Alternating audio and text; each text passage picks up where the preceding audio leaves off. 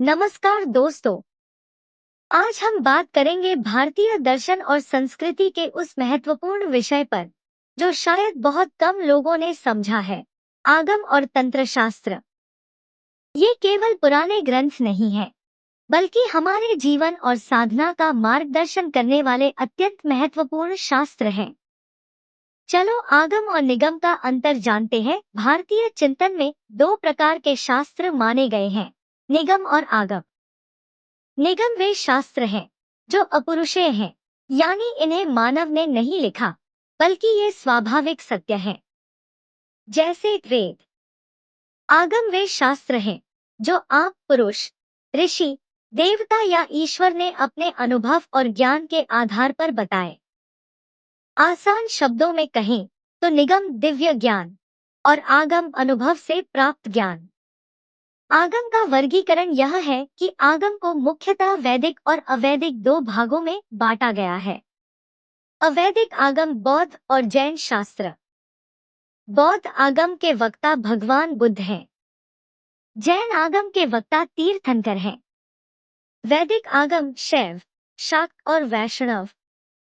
शैव और शाक्त ग्रंथों में शिव मुख्य वक्ता और पार्वती श्रोता है। वैष्णव पांचरात्र संहिताओं में वासुदेव, कृष्ण या अन्य विष्णु अवतार मुख्य वक्ता हैं। वैदिक परंपरा में आगम का स्थान। यह एक विवादित विषय है। क्या शैव, शाक्त और वैष्णव मतों को वैदिक शास्त्र के अंतर्गत रखना सही है? शिव से पार्वती तक ज्ञान पहुंचाने की प्रक्रिया को ही आगम कहा गया। आगम का उद्देश्य है ज्ञान प्राप्त करना और जीवन में उसे लागू करना। वाचस्पति मिश्र ने आगम को इस तरह समझाया, जो बुद्धि में विकास लाता है और हमारे जीवन में मोक्ष या सफलता के उपाय बताता है, वही आगम है। संक्षेप में कहें, आगम वह शास्त्र है जो भोग और मोक्ष के उपाय हमारे मन और बुद्धि में लाता है। योग और साधना में आगम। योग दर्शन में आगम को एक प्रमाण माना गया है।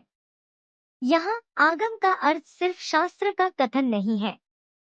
एक सफल योगी जो साधकों का मार्गदर्शन करता है, वही आगम का जीवन प्रमाण है।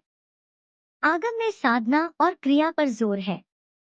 साधना का उद्देश्य है धर्म और कर्म का पालन, जीवन में सिद्धि प्राप्त करना, स्वर्ग नरक, मोक्ष, निर्वाण, शून्यता, बुद्धत्व आदि की प्राप्ति। लेकिन ध्यान दे, ये सभी परिणाम गौण हैं। मुख्य है साधना और अभ्यास। संक्षिप्त सार दोस्तों, आगम केवल शास्त्र नहीं, बल्कि जीवन का मार्गदर्शन है। ये हमें बताते हैं कि ज्ञान केवल पढ़ने से नहीं, बल्कि साधना, अनुभव और क्रिया से आता है।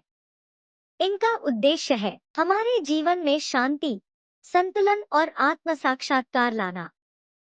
अगर हम आगम के मार्ग का अनुसरण करें, तो न केवल आध्यात्मिक बल बढ़ता है, बल्कि हमारे जीवन में आंतरिक शांति, इनर पीस भी आती है।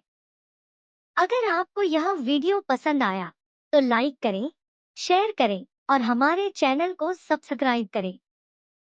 हम लाते रहेंगे ऐसे ही भारतीय दर्शन और तंत्र ज्ञान से जुड़े वीडियो। धन्यवाद।